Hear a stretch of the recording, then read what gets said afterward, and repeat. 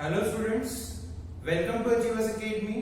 और आज हम लोग स्टूडेंट डिस्कस करने जा रहे हैं ग्रुप ऑफ चार्जेस की वजह से पी पॉइंट के ऊपर नेट इलेक्ट्रिक पोटेंशियल। साथ ही हम लोग इस लेक्चर में डिस्कस करेंगे कि इलेक्ट्रिक फील्ड और इलेक्ट्रिक पोटेंशियल में क्या रिलेशन होता है।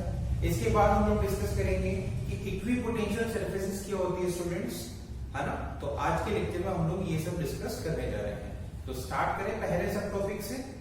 ग्रुप ऑफ चार्जेस की वजह से पी पॉइंट के ऊपर नेट इलेक्ट्रिक पोटेंशियल कितना होता है। तो स्टूडेंट हमारे पास क्या है, तीन चार्जेस रखे हुए हैं Q1, Q2, Q3। इसकी वजह से पी पॉइंट के ऊपर हमें नेट इलेक्ट्रिक पोटेंशियल फाइंड करना है। अच्छा, Q1, Q2, Q3 की जो पी पॉइंट से डिस्टेंसेस है वो R1, R2 और R3 है।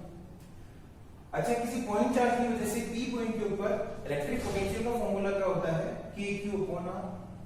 तो फर्स्ट चार्ज की वजह से पी पॉइंट के ऊपर पोटेंशियल होगा स्टूडेंट हो जाएगा KQ1/R1। सेकंड चार्ज की वजह से जो पोटेंशियल होगा KQ2/R2। थर्ड चार्ज की वजह से KQ3/R3। अच्छा, जो पोटेंशियल है स्टूडेंट वो स्केलर क्वांटिटी है। कैसी है? स्केलर क्वांटिटी है। साथ में अगर चार्ज पॉजिटिव है तो पोटेंशियल पॉजिटिव आएगा, चार्ज नेगेटिव है तो पोटेंशियल नेगेटिव आएगा। तो आपको क्या करना है, अगर पी पॉइंट पे पोटेंशियल की बात कर रहे हो तो तीनों चार्जेस की वजह से पी पॉइंट के ऊपर अलग अलग से पोटेंशियल निकालो, फिर तीनों को क्या करोगे आप, एल्जेब्रिकली एड कर दोगे। क्योंकि जो आपके पास स्केलर क्वांटिटी है कौन, पोटेंशियल, ठीक है। तो इनको एड भी कैसे करोगे, स्केलर तरीके से करोगे, यानी एल्जेब्रिक सम करोगे स्टूडेंट इनका। साथ में अगर ये पॉजिटिव है तो पॉजिटिव साइन लोगे, नेगेटिव है तो नेगेटिव साइन लोगे। तो पी पॉइंट के ऊपर जो पोटेंशियल होगा V1 plus V2 plus V3 के इक्वल, यानी तीनों पोटेंशियल का एल्जेब्रिक सम करना आपको।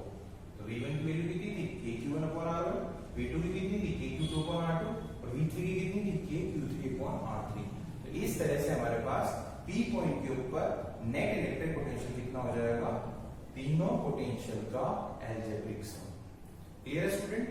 तो आप इसको नोट कर लें, इसके बाद आगे का टॉपिक हम लोग डिस्कस करेंगे। तो स्टूडेंट्स, अब हम लोग इक्विपोटेंशियल सरफेस डिस्कस करने जा रहे हैं। तो सबसे पहले हम लोग इसकी डेफिनेशन देख लेते हैं क्या होती है। Any surface that has same electric potential at every point on it is called an equipotential surface.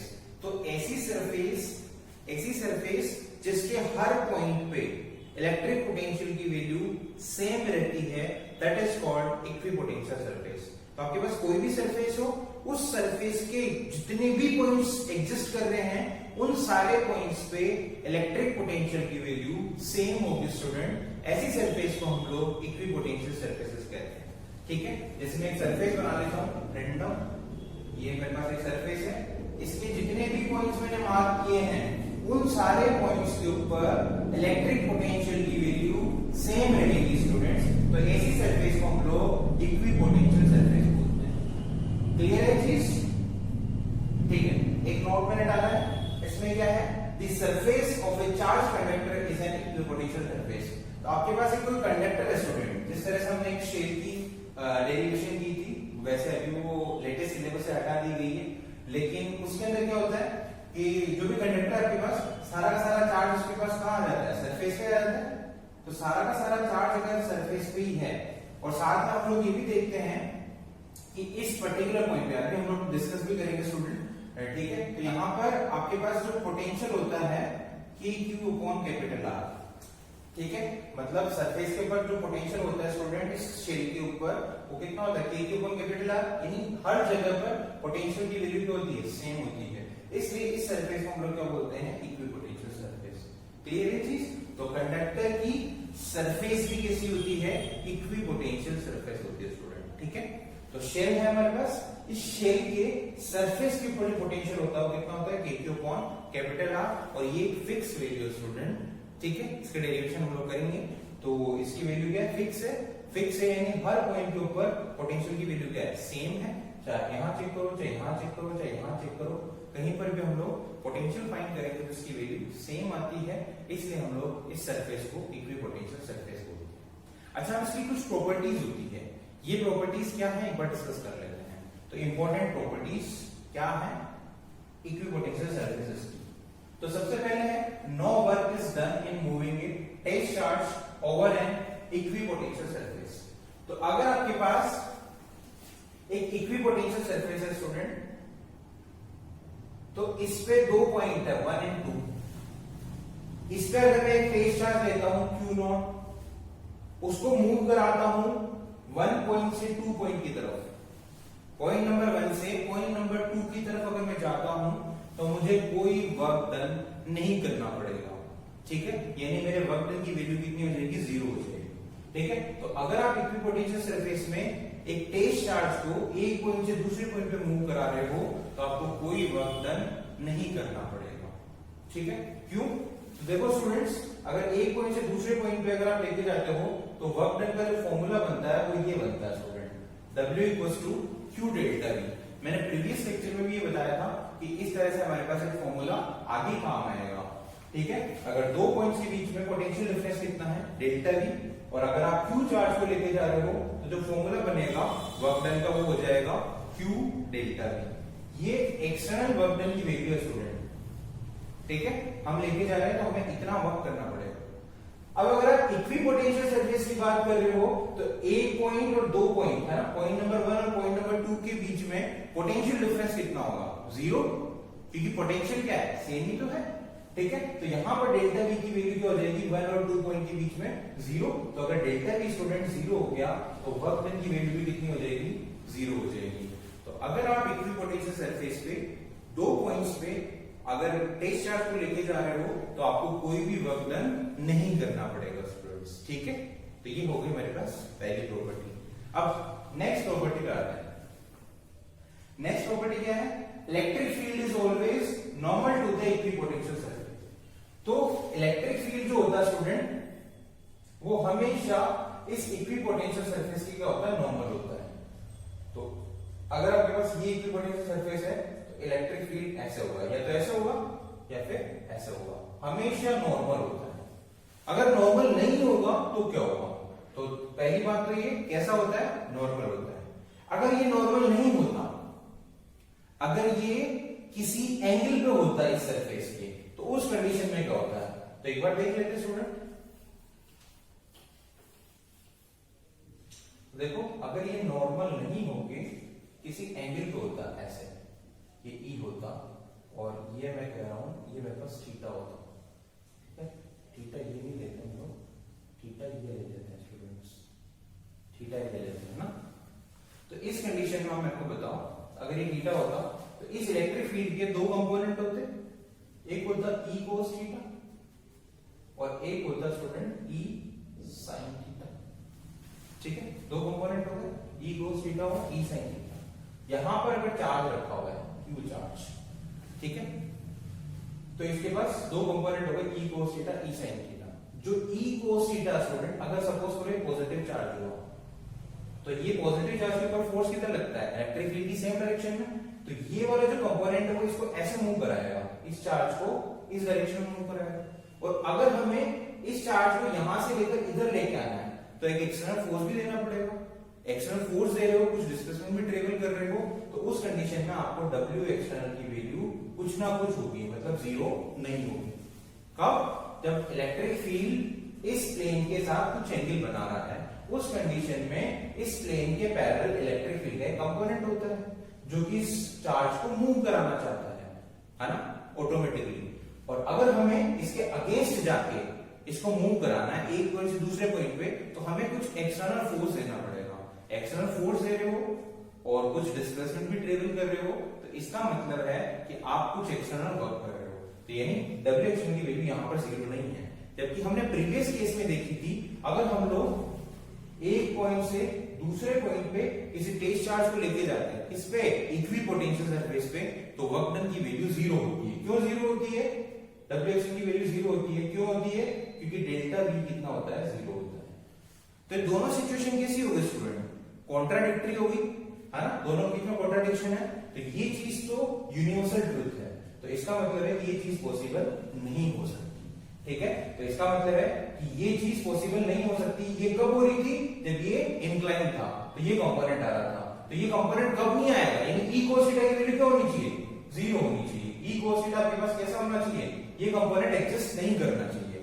तो इसकी वैल्यू 0 कब होगी, E तो 0 होने से रहा, तो cos थीटा को 0 होना पड़ेगा। cos थीटा 0 कब होगा स्टूडेंट?